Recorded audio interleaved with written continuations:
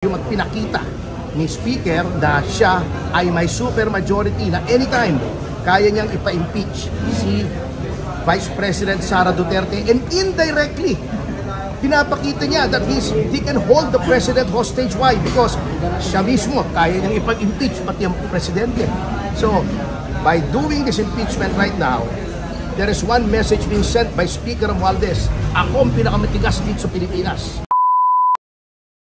Dito sa issue ng mga insertion sa General Appropriations Fund para matakpan ang kanilang malaking kasalanan dito sa sambayan ng Pilipino. Para sa halip nito pag-usapan, ang pag-usapan siyempre yung impeachment sa inaakala nilang malaking istorya. At alam niyo ba, ang tingin ko dyan, kahit papano ay isang master stroke yan ni Speaker Romualdez. Bakit ko sinasabi?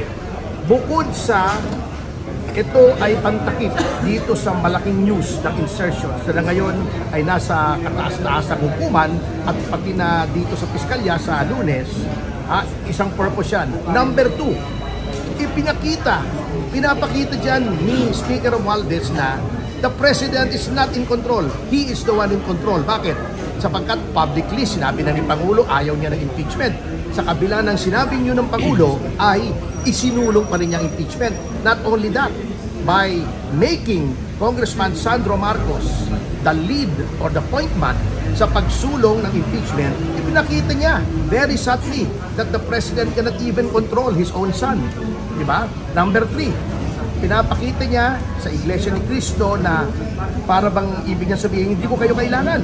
Kahit mag-rally kayo laban sa impeachment, yung kahit nakakuha kayo ng 2 milyon nationwide na mag-rally against impeachment, hindi namin pakikinggan yan, hindi namin kayo kailangan sapagkat yung 241 billion namin ay mas maraming mabibiling boto kaysa sa boto ng Iglesia as a bloc. Yan po ang mga mensaheng isinusulong ng impeachment na yan . At number 4, dry run po ito. Sapagkat kung hindi man matutuloy impeachment, etong kongresong ito, because of lack of material time, pwede ulit itong ilitin after the 1-year moratorium at pinakita ni Speaker na siya ay may super majority na anytime kaya niyang ipa-impeach si Vice President Sara Duterte, and indirectly pinapakita niya that he can hold the President hostage. Why? Because siya mismo kaya niyang ipa-impeach pati ang Presidente. So, by doing this impeachment right now, there is one message being sent by Speaker Romualdez: ako ang pinakamatigas dito sa Pilipinas. Kaya ko kayong lahat. Sir, kasama po ba kayo sa legal counsel ni Vice President Sara sa impeachment? Hindi po. Yan naman hindi tayo pwede magpresenta . That is unethical. Kailangan lumapit siya sa akin. Besides, I don't think so kasi hindi ko naman po kilala si Vice President Sara Duterte personally. I've not even met her. Not even once, actually.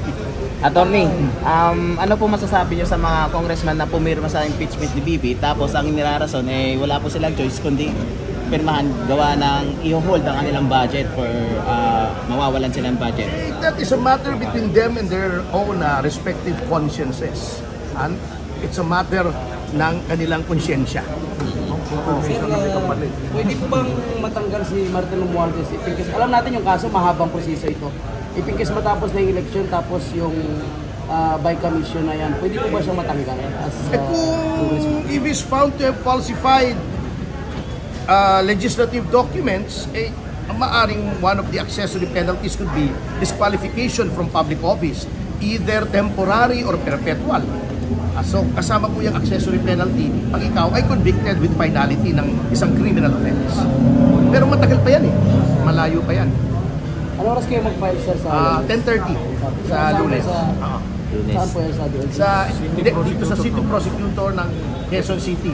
Sapagkat ang House of Representatives ay saklaw ng teritoryo ng lungsod ng Quezon, doon po nangyari ang krimen ayon sa aming pananaliksik, at syempre, in a criminal case, venue is jurisdictional. Kung saan nangyari yung krimen, doon ipa-file yung kaso. Salamat, sir. Salamat. Attorney, may mensahe ka po ba sa mga pumirma na support sa impeachment ni VP Inday? Wala akong mensahe, di ba? Bahala sila sa buhay nila. Sila magpaliwanag sa kanilang mga constituents. Sir, may mensahe ka kay Dan Fernandez. May mensahe ka kay Dan Fernandez. Wala naman. Kaya lang, alam niyo na itong si Dan parang, ano yung kaibigan ko yung si Dan? Walang biro, nag-free concert pa nga ako doon sa bagong Coliseum niya sa Laguna noon a few years back, may video pa ako. Kaya lang, actually, nung naging congressman, medyo nagkaroon ng poder, parang iba na ang timpla niya. Thank you, sir.